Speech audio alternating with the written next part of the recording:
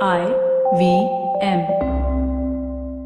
Hi, You're listening to IVM. daily.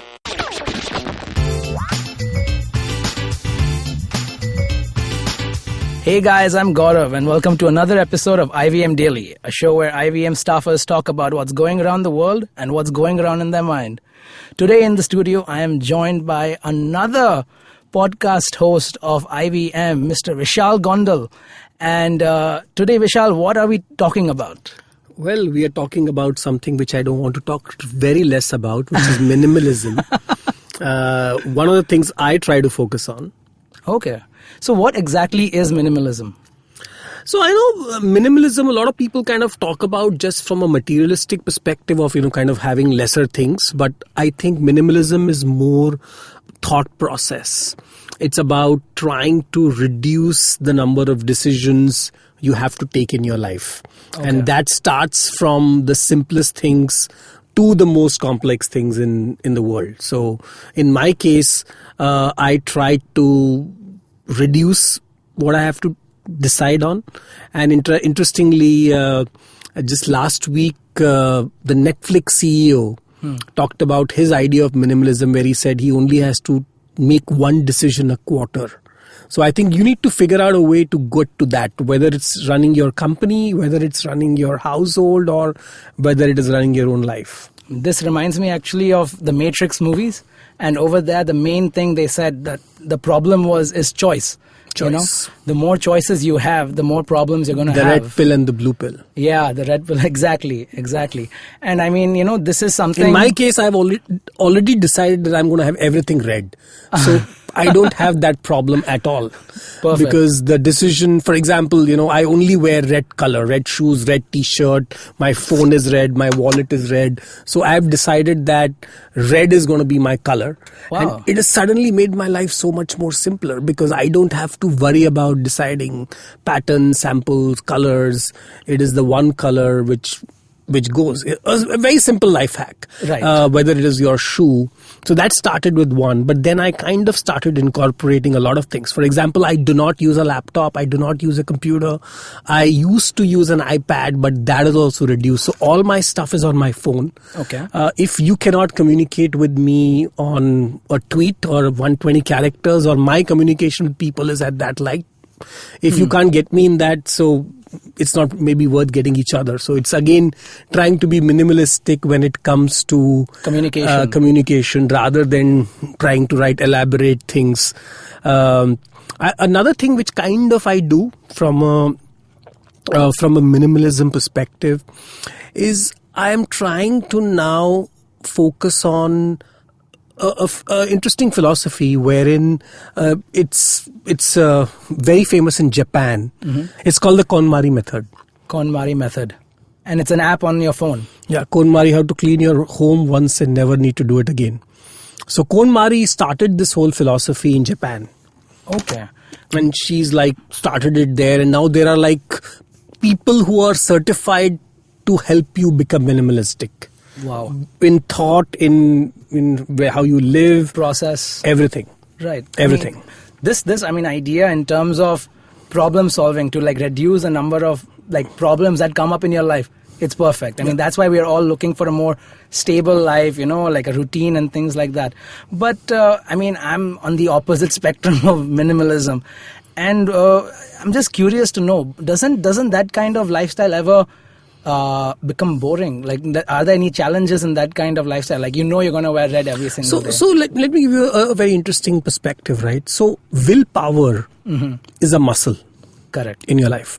Every time you use your willpower, you are using the strength of the muscle and it gets weaker. Which is why when you wake up in the morning, you're more likely to do, and you say, I want to go to exercise, you're more likely to do it if you want to do it at the end of the day. Because by the end of the day, your willpower is gone. Correct. And by the way, what actually uses that willpower?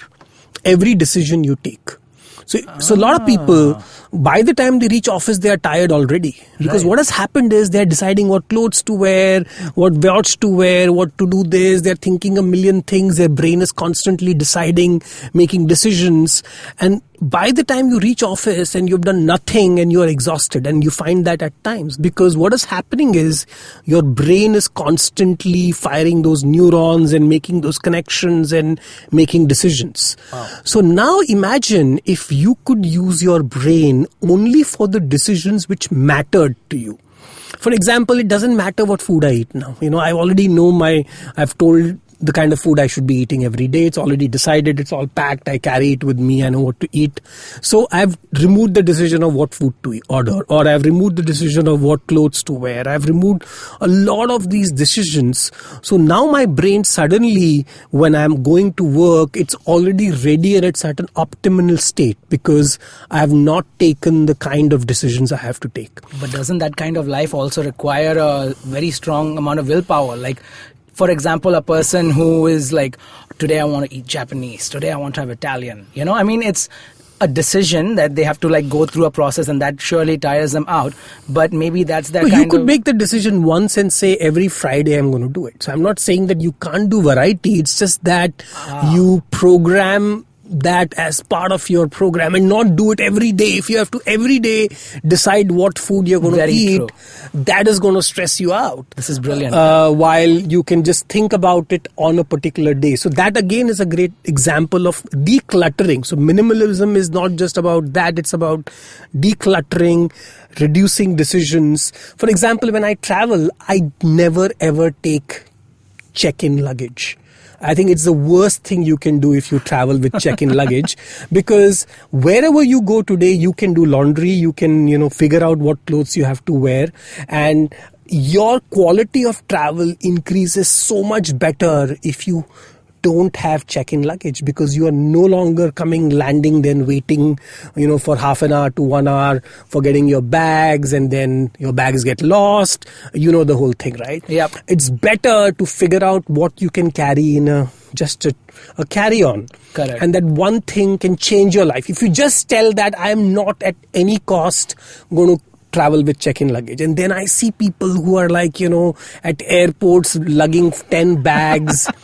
The other hack I found out was, instead of carrying stuff, just courier it back to your place. So if you are from Bombay to Delhi, a lot of things you don't need to lug yourself. Today couriering it is so much more cheaper. Just go and courier it and it'll reach home. But do not try to avoid checking in luggage like a plague. That's an example of minimalism, according to me. Travel with minimal kind of stuff. And if at all you have to use something, use it at the other end. Right. So minimalism doesn't mean taking out variety from your life. It's just compartmentalizing it in a way where you don't have to make decisions on what variety you're going to have on each day. So you can still have an interesting and colorful life, and it can still be minimalistic. And so what has happened is it has made decluttered your decision making cycle. So when you go to a house, for example, in my room, I did not want any cupboards. Okay. Because I said that the more cupboards I have, the more stuff I'm going to store in it, which I don't need. Very true. So every 3 months, I purge stuff which I don't need, because reduce the amount of stuff you're going to collect. Of course, it's a different thing that my wife wants a lot of cupboards and we are still not being able to do that. But in my life, there are no cupboards. In my life, I'm trying to reduce the whole things. Another thing, I don't take a lot of notes at all. Okay. So what I believe is if there's something important, I will remember it, or it'll come to me on email, or there'll be a tweet about it which I can favorite, but I do not want to take notes. The only thing which I do is I have a little folder on my phone. Wherever I find something interesting, I just make a little note. Minimalistic folder. A minimalistic folder, right? So I stopped using a laptop years back. Years. I don't even remember last when I used it. Because once again, I said just the fact that you are having so much more content to write makes you write so much. You have so many more other things you can do, so you will be spending a lot of time making decisions. What should I do on my laptop? Should I do this or that? Play a game, go surf the web, or some social media activity, whereas on your phone... See, the thing is, you need to be making technology your slave and not become slave to technology. Today, unfortunately, what has happened is the fact that you have a lot more has made you a slave. Very true. Rather than you being in control. Very, very Whenever true. I go to sleep, by the way, I put my phone in flight mode. It's on a different floor. I don't even have the phone in the same room, because what I believe, and I don't have any notifications on my phone. Every notifications are off.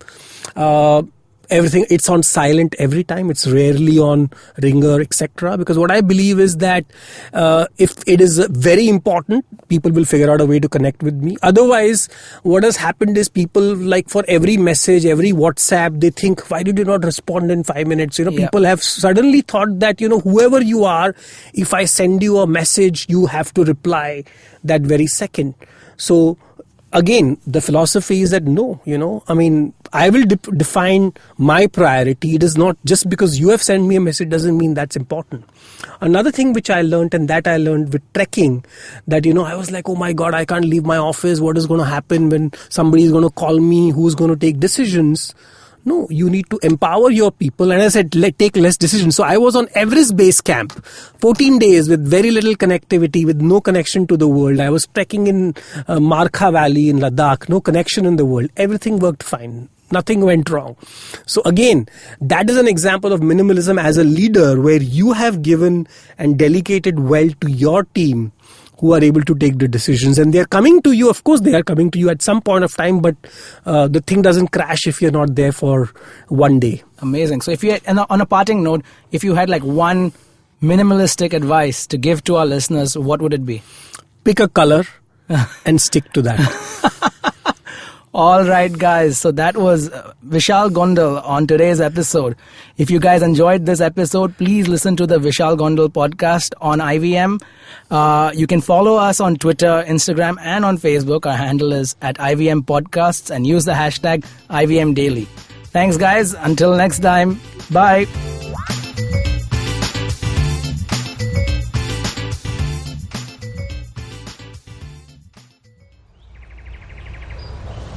He bends down to test the warm water for his bath. He comes here to quench his thirst for a hot shower and some podcasts. You can witness how he enjoys having other people talk about cool stuff in his bathroom. Indeed, it helps him with his loneliness. You can find more of his pieces on ivmpodcast.com, your one-stop destination where you can check out the coolest Indian podcasts. Happy listening.